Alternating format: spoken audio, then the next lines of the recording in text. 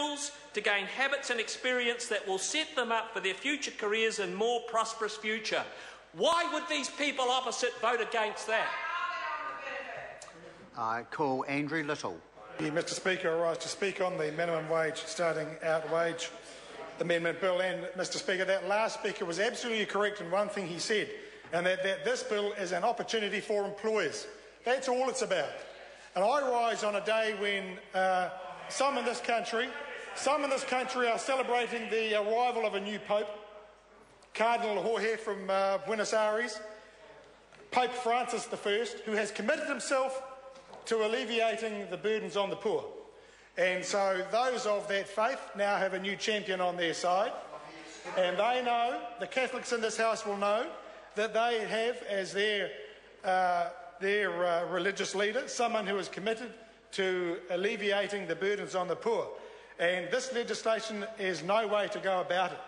Now, sir, here's the thing, and the minister is a new minister in this role, and he is learning a lot about the labour market, and he's been to the home of high-skilled, high-waged economy in this country, and that's Taranaki, and he had a look around at the oil and gas sector last week, and he came back brimming with ideas, realising that what is happening in Taranaki is unique to Taranaki. But here's the thing about the way the labour market operates. Passing laws does not create jobs. Passing laws does not make work. What does make work is economic activity. It's pretty simple economics, and even David Bennett from the Waikato understands it. That in order for jobs to be generated, there needs to be economic activity. People don't sit around saying, gee, I'm not an employer today, but gee, if I could get away with paying nothing or next to nothing, I'll sort of employ a whole bunch of people. Because what are they going to employ them for? People take on labour, people engage workers when there is work to be done. And not only that, and that's the first part of the equation, Minister.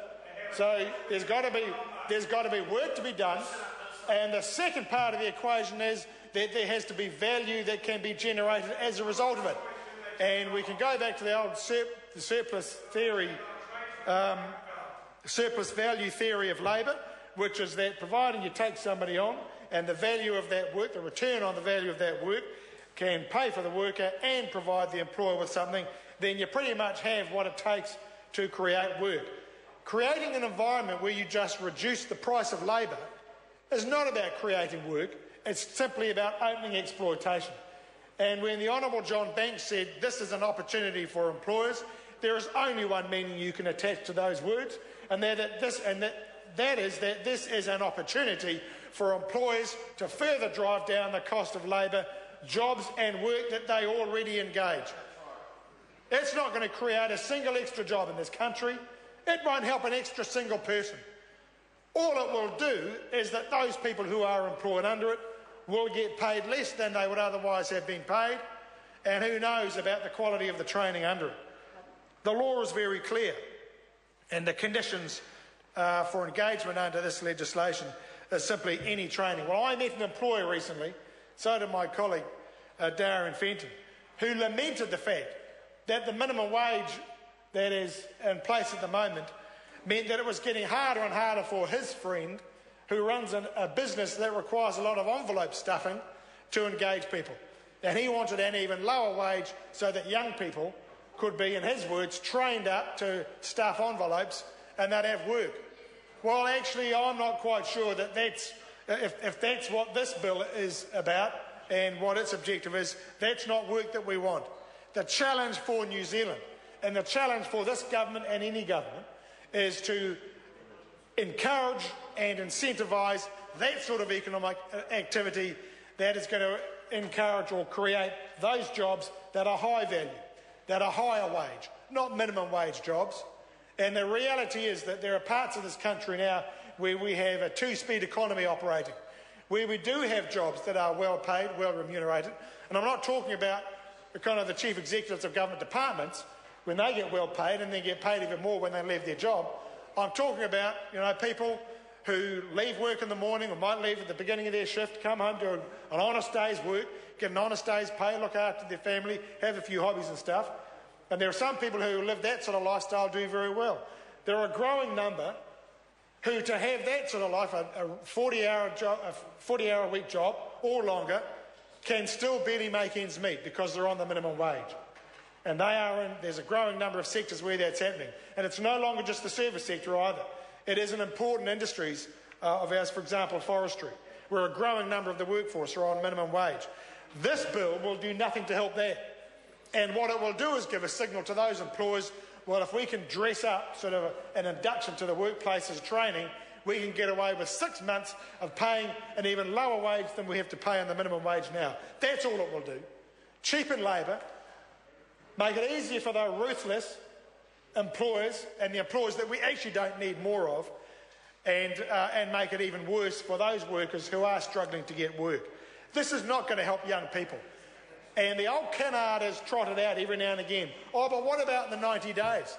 The most dubious piece of labour market research we've seen in a generation from the NZIER, calling itself the New Zealand Institute of Economic Research, came out and said, oh, it created 13,000 jobs.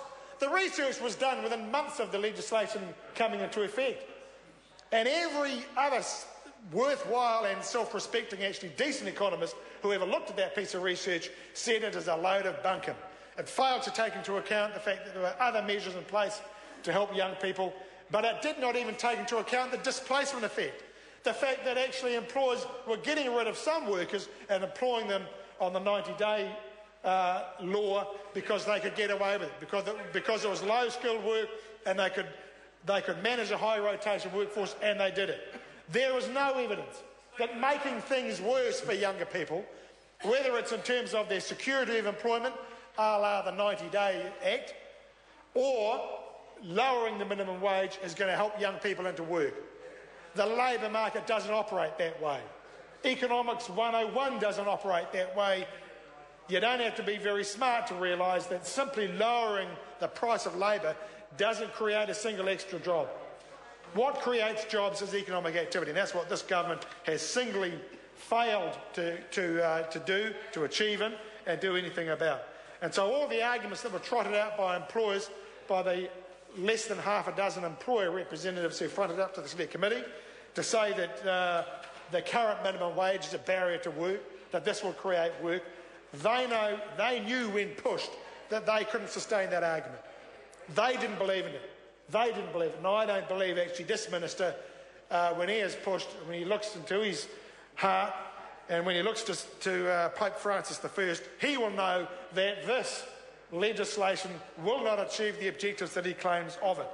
And that's why, Mr Speaker, we will be opposing this legislation. There are fortunately other members in this House who know that cutting the minimum wage, reducing it even further, doesn't help. David Bennett, for example, who said when there was an attempt previously to reduce the minimum wage through legislation, said that by doing so, we are denying them, young people, their success by holding them at a lower rate than their ability shows as individuals. Now, David Bennett was right. That was David Bennett, National MP for a Hamilton seat, either east or west, but anyway, one of the Hamilton seats. And he knew then, he was right then. And it'll be interesting to see whether he takes a call today to talk on this bill that he knows is wrong. So, Mr Speaker, we're opposed to this legislation. It'll do nothing for New Zealand. It'll do even less for young people. And what we need is a real plan that's going to create jobs and lift incomes in New Zealand. I call Denise Roach. Thank you, Mr Speaker.